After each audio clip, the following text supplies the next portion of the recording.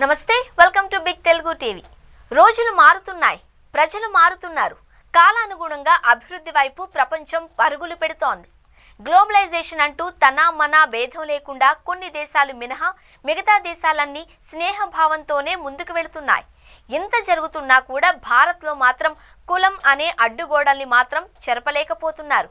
కులం అనే గుడ్డితనంలో ఉండిపోయిన కొందరు పలు అమానవీయ ఘటనలకు పాల్పడడం సర్వత్రా చర్చనీయాంశంగా మారుతోంది.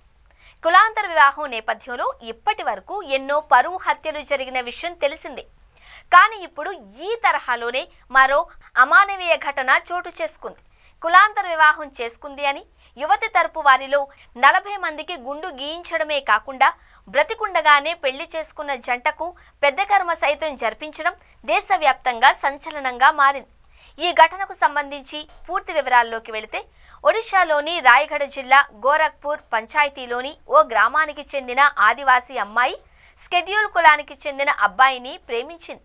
అయితే యువతి తరపు వారు ఈ వివాహానికి అంగీకరించలేదు. దీంతో వారిద్దరూ 3 రోజుల క్రితం లేచిపోయి పెళ్లి చేసుకున్నారు.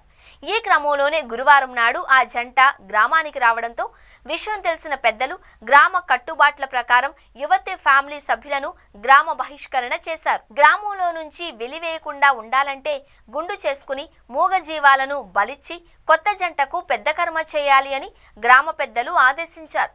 దీంతో యువతి తరపు కుటుంబ సభ్యులతో పాటు బంధువుల్లో 40 మంది పురుషులు గుండు చేయించుకున్నారు. అలాగే స్థానిక ఆలయంలో మేక, గొర్రె, కోడి, పావురాలను బలిచ్చి ప్రత్యేక పూజలు నిర్వహించారు. అంతేకాకుండా పెళ్లి చేసుకున్న నవ దంపతులకు పెద్దకర్మ కూడా జరిపించారు. ఈ ఘటనపై స్పందించిన పోలీసులు తమకు ఎలాంటి సమాచారం అందలేదు అని పేర్కొన్నారు.